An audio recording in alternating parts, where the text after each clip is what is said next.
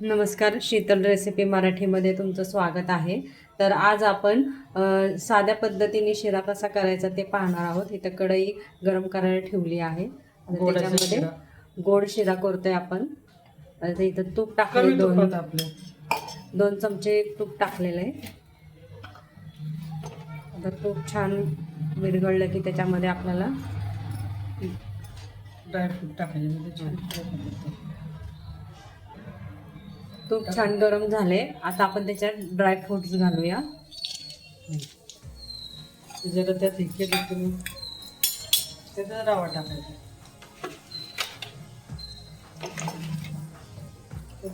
त्यातच रवा घालायचा. रवा घालूया त्याच्यामध्ये.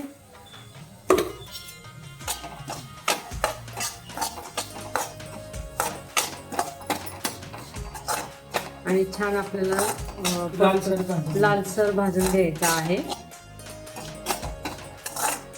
वेगळीच पद्धत आहे, आई करते शिरा.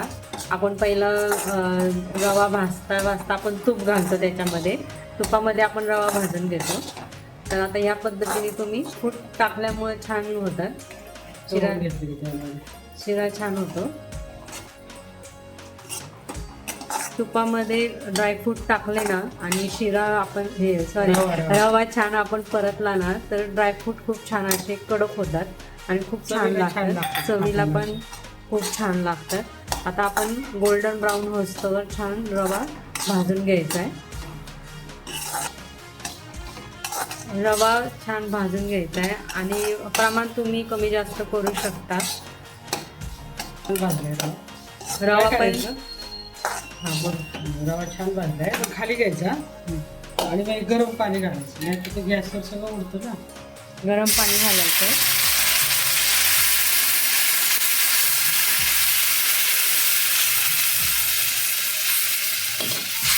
गॅसवर तुम्ही गॅसवर ठेवून जर पाणी टाकलं तर असं उडू शकतं, हाताला भाजू शकतं तुमच्या. त्यामुळे पहिलं तुम्ही कढई खाली घ्या आणि अशा पद्धतीने तुम्ही पाणी घालून आणि मग नंतर वर ठेवायचं. गरम पाणी घातलं याच्यामध्ये. तुम्हाला दुधाचा करायचा असेल तर तुम्ही दूध सुद्धा करू शकता. आता आपण त्याच्यामध्ये साखर घालणार आहोत. आवडीनुसार साखर घालायची. कोणाला कमी जास्त आवडतंय त्यानुसार तुम्ही घालू शकता. खूप छान झालाय, झटकीपट शिरा झालाय. आता हे छान परतून घ्यायचंय. साखर वेगळं आपल्याला परतून घ्यायचं आहे. एक वाफ घ्यायची आहे. साखर पण छान विरघळायला लागते. आता आपण 1-2 मिनिटं थांबूया. आता आपण झाकण उघडून बघूया साखर विरघळली आहे का. वा, छान झालेला आहे. साखर पण छान विरघळलेली आहे.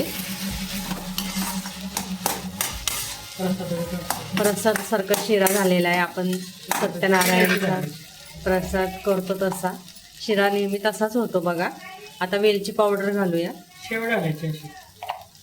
शेवटी घालायची वेलची पावडर, म्हणजे वास पण खूप छान राहतो. आता 1 मिनिट परतो आपण छान. अशा पद्धतीने आपला शिरा रेडी झालेला आहे. आता आपण काढून घेणार आहोत. तर इथं पाहू शकताय मस्त आपलं प्लेट रेडी झालेली आहे. साधा सोपा आपला शिरा झटकीपट रेडी झालेला आहे. खूप छान वास येत आहे.